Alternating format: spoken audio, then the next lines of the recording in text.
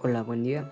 A continuación presentaremos el siguiente trabajo de la materia de Biología Animal, a cargo de la profesora María de Jesús González Reyes, el cual se basa acerca de la explicación del lugar de colecta de animales, que se lleva a cabo a lo largo del semestre. Este equipo está integrado por Pérez García Antonio Daniel y Ramírez García Sergio Liuc, alumnos de la Preparatoria Agrícola de la Universidad Autónoma Chapingo. México cuenta con una gran diversidad de ecosistemas, animales y plantas y una inigualable riqueza cultural. Somos uno de los países con mayor número de especies en el mundo. Ocupamos el segundo lugar en mayor cantidad de reptiles, el segundo en mamíferos y el quinto en anfibios y plantas. México está considerado como uno de los 17 países megadiversos del mundo. Eso quiere decir que en ellos se concentra más del 70% de la diversidad biológica del planeta.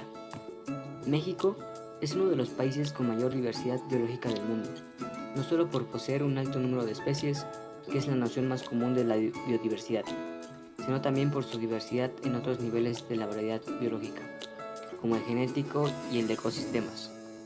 Es por ello que la conservación y protección de la vida silvestre son componentes prioritarios de la política ambiental de México, debido no solo a su diversidad, sino que a esta se encuentra amenazada y deteriorada por el desarrollo y presión de las múltiples actividades humanas que repercuten en las especies y ecosistemas del país.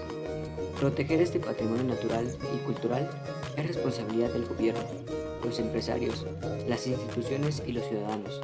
Asumamos la parte que nos corresponde en la conservación de esta riqueza única.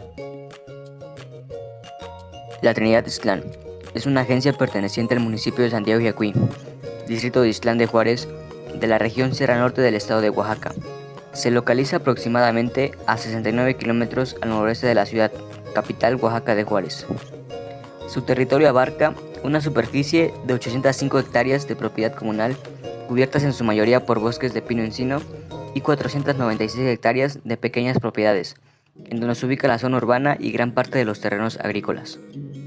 El predio de esta comunidad colinda al norte con Santiago Yacuí, al sur con terrenos comunales de San Andrés Yatuni y Santa María Yavesía, al este con las comunidades de Santiago La Chopa y Santa María Yalina, y al oeste con terrenos comunales de pueblos mancomunados. La comunidad se encuentra ubicada en una zona montañosa. Debido a esta característica, la mayoría de los terrenos donde se practica la agricultura tienen condiciones de ladera, con pendientes del 70%. Los tipos de rocas presentes son caliza y caliza lutita, mientras que los suelos que predominan son el agrisol y lubisol. Desde el punto de vista hidrológico, en la comunidad se distribuyen diversas corrientes intermitentes, con una longitud total de 13.60 kilómetros, las cuales abastecen al río Salinas en el predio de Santiago Yacuí. Las corrientes permanentes se encuentran en el arroyo denominado el Carrizal, con una longitud de 2.52 kilómetros, que convergen en el Río Grande. Las corrientes permanentes son parcialmente utilizadas para obtención de agua, para uso doméstico, y el resto se obtiene de un área de captación en la cual se distribuyen varios manantiales. La vegetación en mi comunidad. En mi comunidad se desarrollan diferentes tipos de vegetación. Los más abundantes son bosques de oyamel, bosques de pino encino, bosques de encino y bosques de encino-pino. En la zona predominan las especies de Pinus pátula, Pinus pseudostrobus y Pinus ayacahuite. Los suelos de la Trinidad. Comenzaremos hablando sobre la geología. Existen 5 tipos de rocas: caliza lutita, lutita arenisca, ingea extrusiva básica e ingea extrusiva intermedia.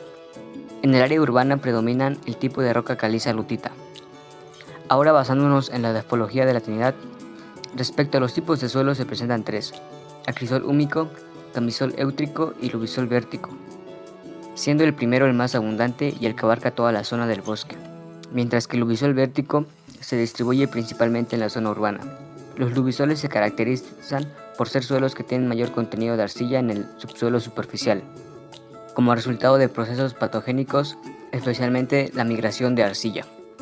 A continuación hablaremos sobre los climas que predominan en la región, en la comunidad de la Trinidad Ixtlán. Los climas principales son templado subhúmedo con lluvias en verano y templado húmedo con abundantes lluvias en verano, con una temperatura media anual de 15.2 grados centígrados, presentando la temperatura en el mes más frío de 13.3 grados centígrados y en el mes más caliente presenta una temperatura de 17.6 grados centígrados. Su rango de precipitación es de 1000 a 1500 milímetros anuales, siendo el mes más lluvioso junio con 202.1 milímetros y el de menor precipitación es el mes de febrero con 11.4 milímetros. Se caracteriza además por presentar entre 30 y 59 días y 150 a 200 milímetros de lluvia invernal, por lo que se puede considerar como sequía ligera. En el tiempo de mi colecta en la comunidad de la Trinidad de Ixtlán, en lo particular tuve dos sitios principales de observación, los cuales están ubicados en la Trinidad, que está en la Sierra Norte del estado de Oaxaca. En el tiempo de observación el clima que predominó fue muy frío y el mayor tiempo de observación fue con un clima lluvioso y los lugares siempre estuvieron demasiado húmedos. Fueron sitios de terrenos agrícolas donde no había presencias de cuerpos de agua. La vegetación que predominaba era verde y mayores especies de pinos. El primer sitio fue un lugar en medio del bosque, el cual era a unos escasos metros de la comunidad donde se localiza la población. Este era un espacio agrícola que llevaba tiempo sin ser utilizado. Ahí suele haber pastoreo de animales. Tenía unas pocas parcelas y el terreno ya había sido intervenido por el hombre. Era un lugar despejado, libre de sombra. La búsqueda de insectos fue en ese terreno.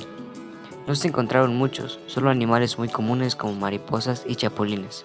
Al levantar rocas se encontraban cochinillas y serpientes. El segundo sitio de observación fue más lejos de la población. Este sitio se desarrolló dentro del bosque, en un lugar donde el hombre nunca había intervenido. Había especies de pino, el suelo era muy abonoso, estaba rodeado de árboles y de vegetación boscosa. Los organismos que más predominaban fueron las arañas y uno que otro insecto terrestre, que se encontraban por debajo de las rocas. A metros de ese sitio se encontraba un mirador turístico, hecho de madera. Ahí también predominaban las arañas, una que otra polilla y mariposas. En lo particular en mis observaciones predominaron mayormente las arañas, ya que era un clima muy húmedo y no encontraba ningún otro organismo. También había presencia de aves de diferentes tipos, pero las cuales fueron muy difíciles de fotografiar.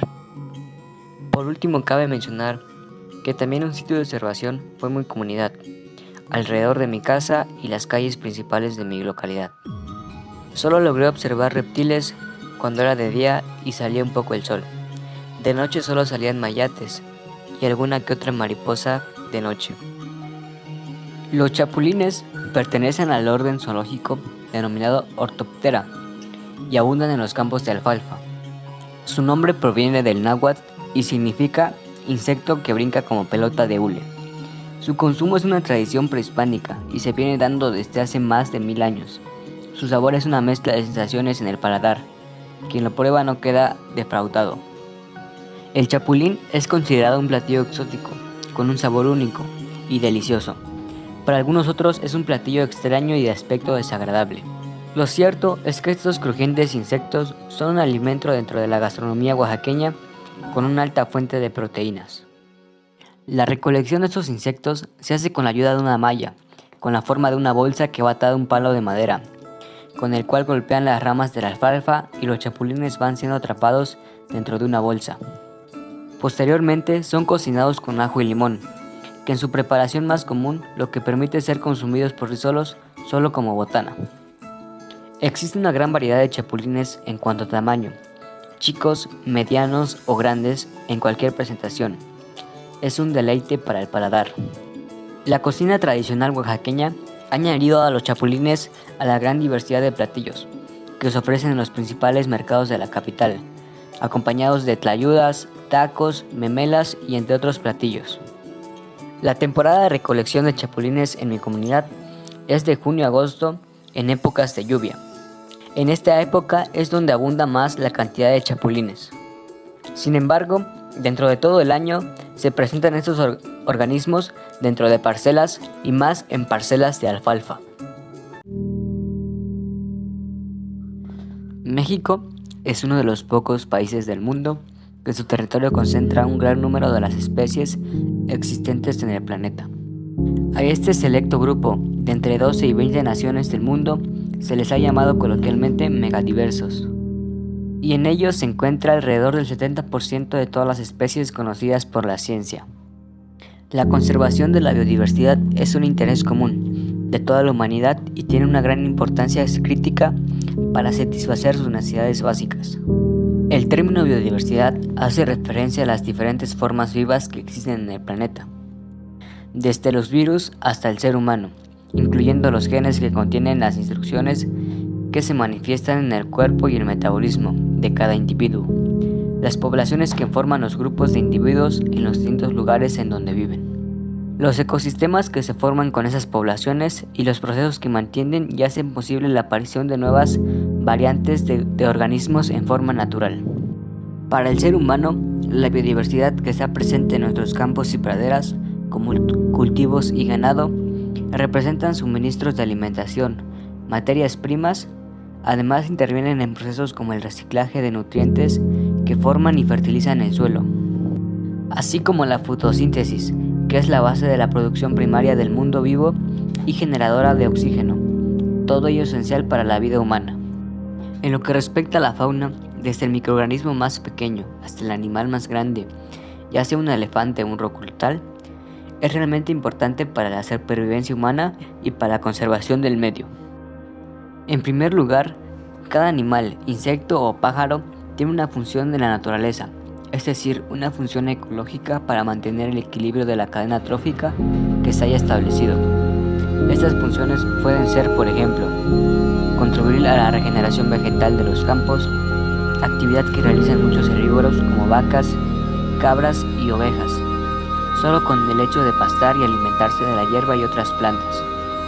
Otra función es la que realizan muchos roedores y pájaros, que se alimentan de frutos o semillas, que una vez entran en contacto con el suelo, ya sea mediante defecaciones o porque las entierras, pueden germinar y colonizar nuevos territorios. El hecho de que la fauna se estructura en distintos niveles de nutrición hace que se establezcan relaciones muy estrechas entre depredador y presa. Las relaciones tróficas de los ecosistemas llegan a tal punto que sus índices poblacionales van fluctuando en función de las comunidades colindantes. En esta cadena trófica, el ser humano se sitúa en un punto más alto, de tal manera que se beneficia alimentándose de mucha de la fauna existente, dependiendo de una gran variedad de especies. Es por eso que debemos ser muy selectivos y rigurosos a la hora de escoger qué especies consumimos. Y así también debemos saber en qué estado de conservación se encuentran. De esta manera podremos llevar una dieta equilibrada y sostenible con la naturaleza y el medio ambiente.